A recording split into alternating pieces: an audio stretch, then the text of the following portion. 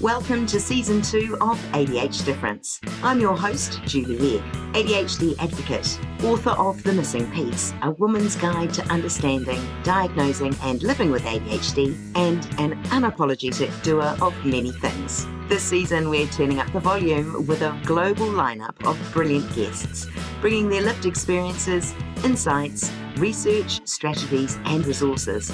And of course, along with a healthy dose of humour and humility. Whether you're neurodivergent yourself or just curious, there's something here for every curious brain. Let's dive in. Today, I'm joined by Carol Siege, a certified professional coach, keynote speaker, and mum to 4 thriving neurodiverse sons. Through her work, Carol helps parents of neurodiverse children navigate their family journeys with greater understanding, compassion, and hope. She brings a real and relatable perspective to what it means to raise children who don't fit the mold. She speaks candidly about the dynamics, lessons, and growth that comes with embracing difference and finding harmony in the home. Welcome to the show, Carol. Thank you so much, Julie. It's nice to be here. Wonderful. As a certified professional coach, you're also a speaker and a mum to 4 neurodiverse sons. And you've described your family as a veritable alphabet soup of diagnosis, which is a great phrase. Can you tell me more about the dynamics of your households? Yeah, sure. So yes, I have 4 amazing sons who I adore. They are all mostly grown now, and they're thriving. They hit bumps and snags along the road, and being neurodivergent, sometimes those bumps and snags are a little bit higher hills to get over, a little bit deeper divots that they have to get themselves out of. But, we work through it as a family. We work through it together. They, just to give you a little bit of background in that alphabet soup that you mentioned. So all 4 of the boys have been diagnosed with ADHD. 3 of them are on the spectrum. 3 of them have learning differences. 3 of them struggle with anxiety. There's some OCD in there. We've dealt with depression and an eating disorder. And one of my sons is diagnosed as 2E, and sometimes people don't know what that stands for, and it means twice-exceptional, which means it refers to the comorbidity of both a true learning difference as well as being truly gifted, and it's that enormous gap between the two. So it's a full plate. But as I said, the boys are compassionate and smart and just terrific. So It's amazing. And I imagine it would be a busy and vibrant household, particularly when they were younger. Yes, I like that word vibrant. That's a euphemism. Yes, very, very much so.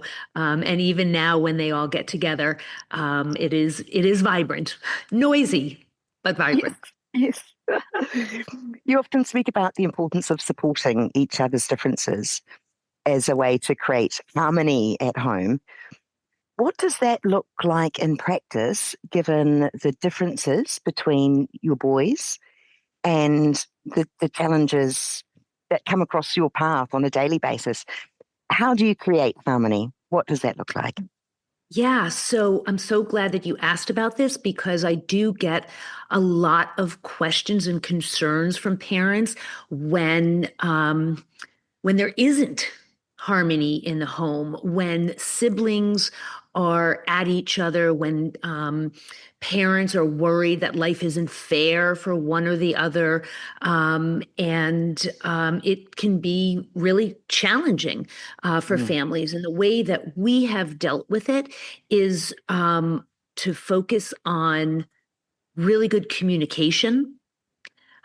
So being open and honest with one another, and also teamwork. Mm. Teamwork, right? Everybody pulling on the oars together.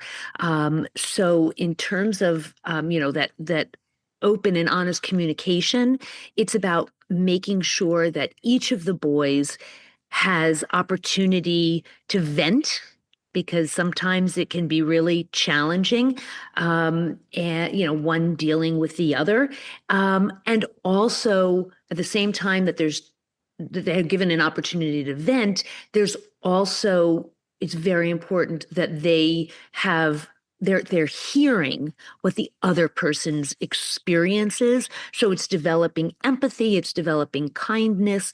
And I've found it's most successful when those conversations are they're separated. So first there's an individual conversation, where one of my sons might feel more comfortable complaining, um, and then coming back and bringing them together so that so that they're learning, first of all, how to express themselves, how to articulate what they're feeling, which is so important. They're able, you have to learn to hear it. You have to, listen to what somebody else is saying and Mm. hear it, take it in, and then also be able to experience on both ends the compassion and the empathy for one another. Were they diagnosed as young children? I mean, did you understand what you were dealing with in order to create this harmony, or Yeah. was So yeah? so our story starts with our second oldest son, who was 4 when he was diagnosed with at the time, he was diagnosed with Asperger's. Of course, now they don't call it Asperger's anymore. Now it is part of that very, very wide-ranging autism spectrum disorder. And shortly after he was diagnosed, our oldest, who was 6 at the time, was diagnosed with ADHD. And fast forward 29 years, as I said, all 4 of them have had multiple diagnoses. It's not uncommon for there to be comorbidity, of course, between neurodivergent conditions. And no, I had no idea what I was getting into, and no idea where things would lead. But I guess that happens in life. None of us knows exactly what's going to happen as we go along. Did they understand that they had these differences? Did they understand what the label of a diagnosis meant, or Mm, did you explain that to them, or mm. did Yeah, that's an how did that work? interesting. Yeah. Yeah, so of course, each one of them is unique. And so all of these explanations were very different depending on the child and depending on the circumstances. And I often tell this story about they did start taking medicine at a relatively young age, 6, 7 years old. That's fairly young, but not atypical. And I think I called it attention or focus medicine. Sorry, I called it focus medicine. We're going to take your focus medicine. And that's really, I just left it. They were pretty young, so we didn't talk much more about it. And when my oldest was in about 4th grade, he came running home one afternoon, bounds in through the door. Mom, he's all excited. I have ADHD. And I said, yes, you do. Let's talk about this. Where is this coming from? And they had a lesson in the class that day about differences and differences among people that you can see and differences that are unseen. And as the teacher was ticking off some of the symptoms that you see with some ADHD people, my son was saying, "That's me, that's me, that's me." And the good news is that it wasn't distressing for him; it was empowering, and he felt like, oh my gosh, this is who I am. And it was, he felt validated. And I think you hear that a lot of times with people, even when they're diagnosed at older ages, Mm. it can be validating, like, oh, this makes sense. I see. And because it's the condition of all four of them, and to be perfectly candid, my husband as well, it was just it's just how our house rolled. So it wasn't unusual for them. I will say that one of my sons, who is already a young adult, actually received his autism spectrum disorder diagnosis this year. So just and again for him, so obviously, he went through most of his life with, without having that a part of his identity, but he was very familiar with it from his brothers. Um, and in the same way, as a young adult, hearing the doctor confirm what he already knew in his heart was validating. And his perspective was, well, it took you long enough. I knew it a long time ago. And isn't it lovely to know yourself and the pieces coming together? That's a Yeah, that's a wonderful thing. And regardless of the age, and maybe the older we get, the more we can understand that and its impact, and right. look for those tools to help us live our best joyful life if we can, definitely. Yeah, and I think it's also that what's important is understanding oneself, but also not getting too hung up on that label. We Mm, always talk about that, right? Because what is the lived experience, and what do we each need to understand about ourselves and how we make our way through the world?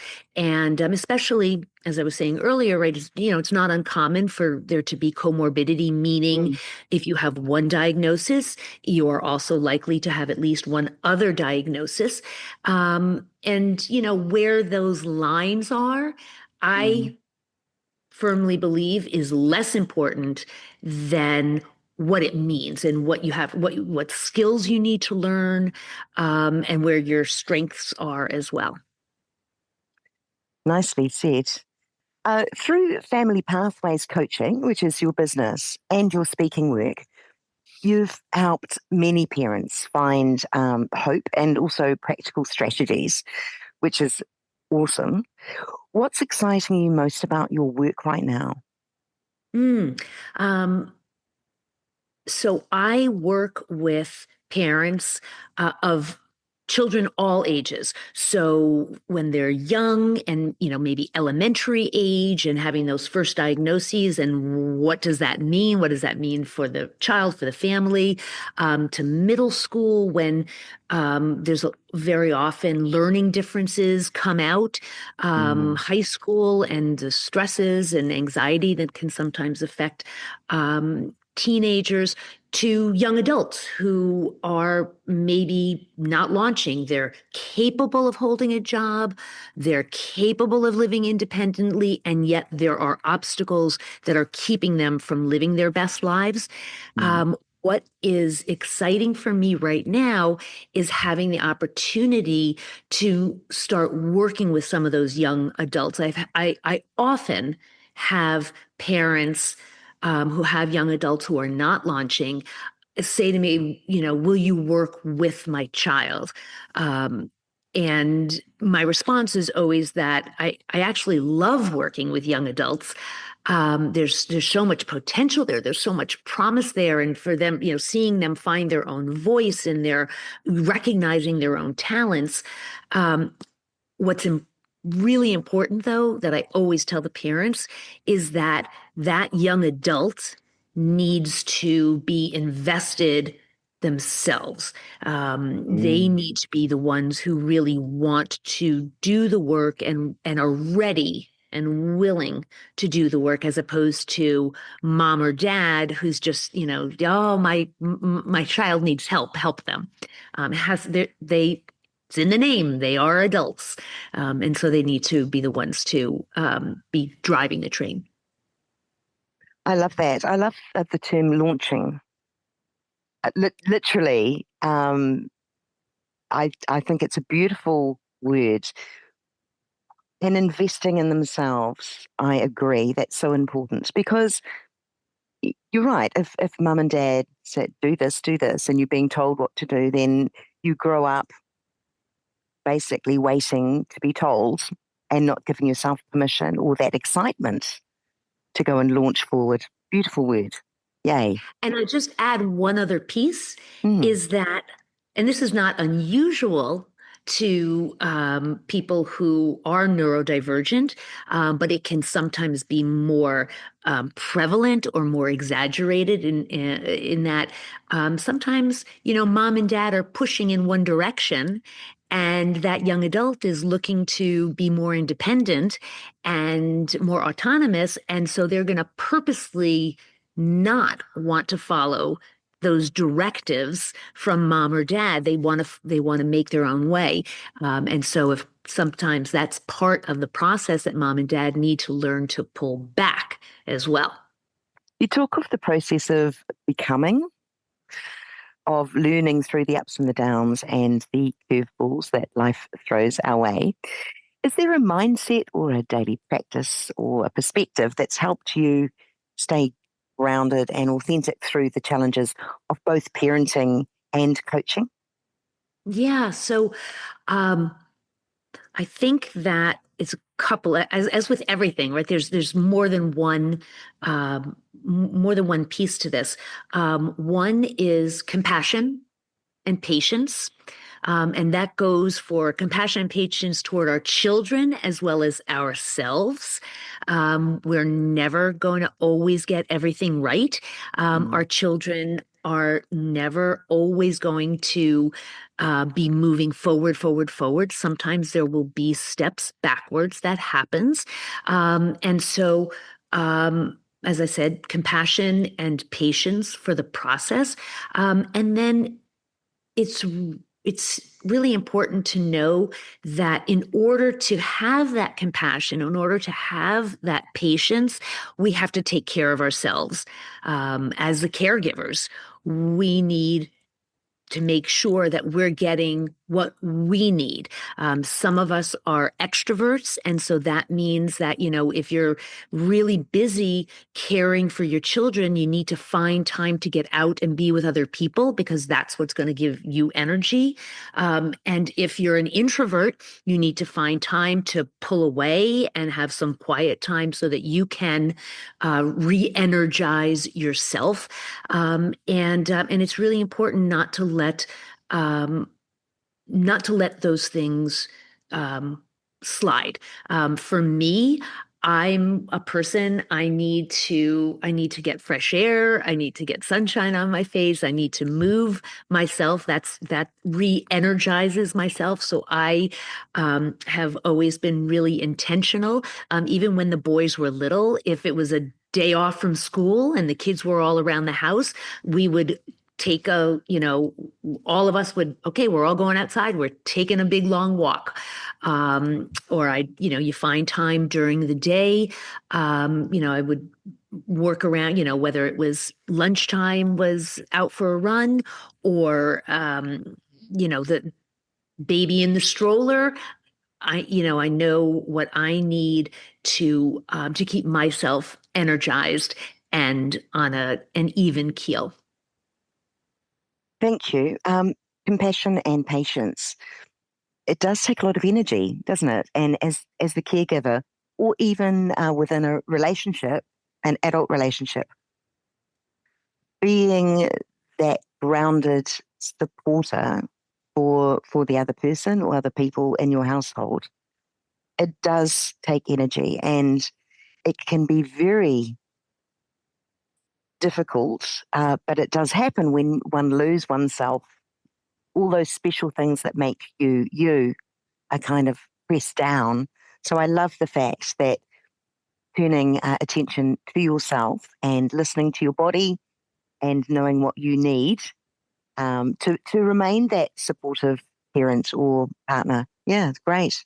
I would like to ask you, Carol, for parents who are listening and maybe feeling a bit overwhelmed by diagnosis or differences or the emotional weight of it all, having a child diagnosed, for example, with comorbidities or just a singular, what would you most want them to hear? Mm, this is really, really important.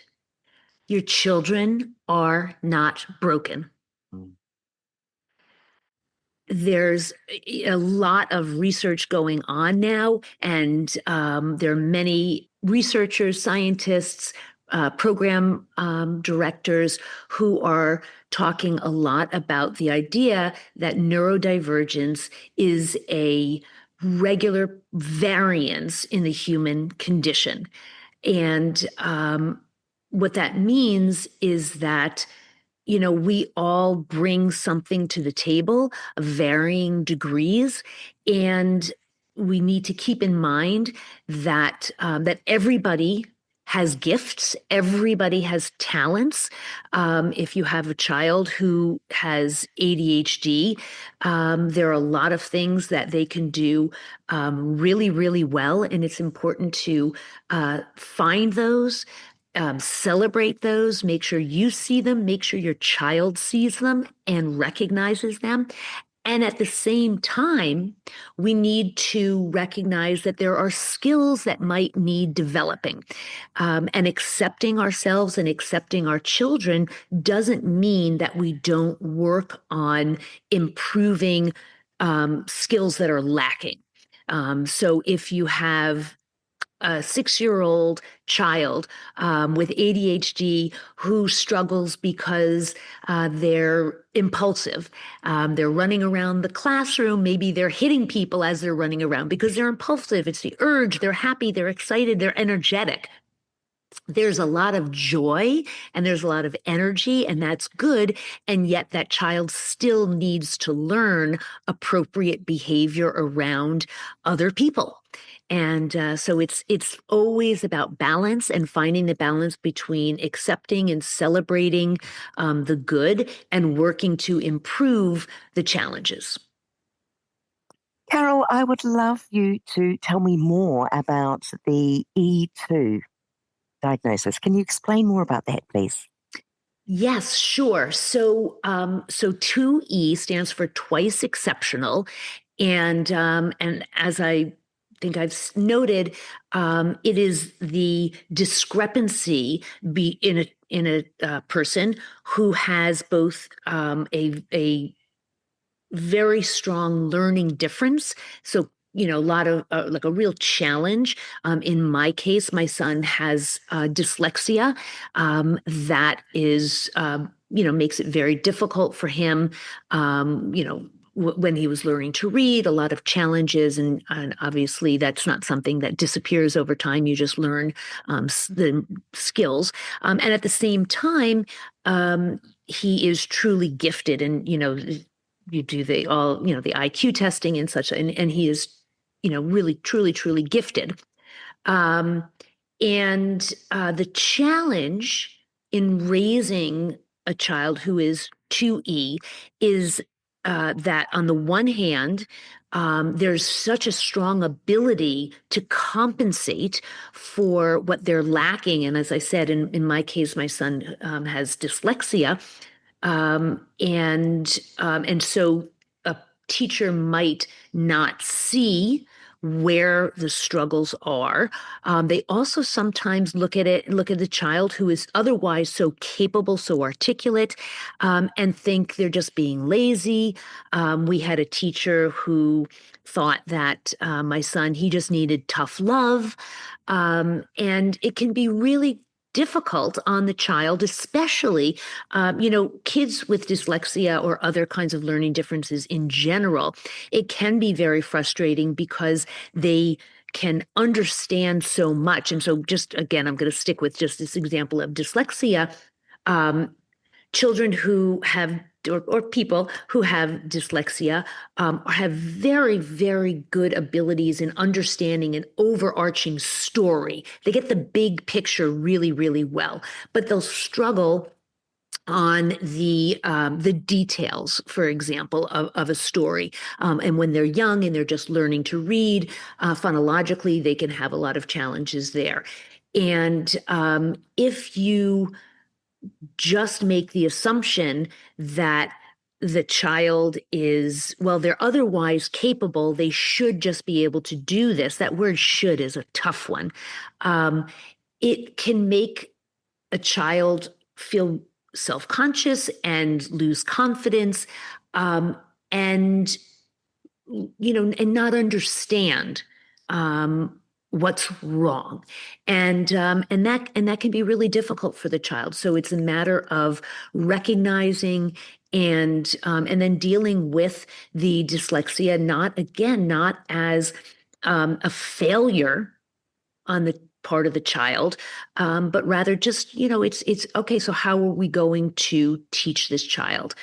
And how is this child going to be able to learn the skills that he or she needs, while at the same time not denigrating them? Thank you so much for explaining that. I hope that helped make it clear. Yeah, no, that's wonderful, and I think the compensation is very interesting, and you see that a lot with ADHD in childhood or even in adulthood. Looking back retrospectively in the classroom, perhaps they're doing exceptionally well academically for most subjects, and therefore the ones that they really are distracted or have no interest in, and perhaps don't put effort in, or for whatever reason, it kind of balances out. And so that compensation, it can be quite confusing in the classroom. And for Right. parents too. At home, they're in tears because they're spending so many hours doing homework to be that academic in the classroom. So, yeah, it's that whole balance, I guess.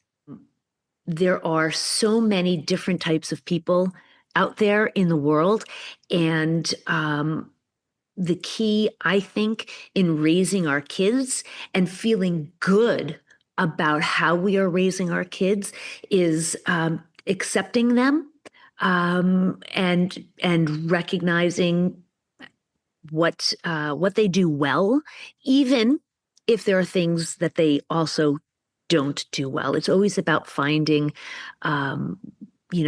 what's good there, and helping our kids feel good about what they can do, and when they struggle in a particular area, helping them feel good about progress, even if it's baby steps. Even if it's baby steps, to recognize that our kids are working towards something. I've really appreciated your time on the show today and sharing your insights and your family experiences with our listeners. So, thank you. Oh, well, thank you so much for having me. I've really enjoyed the conversation.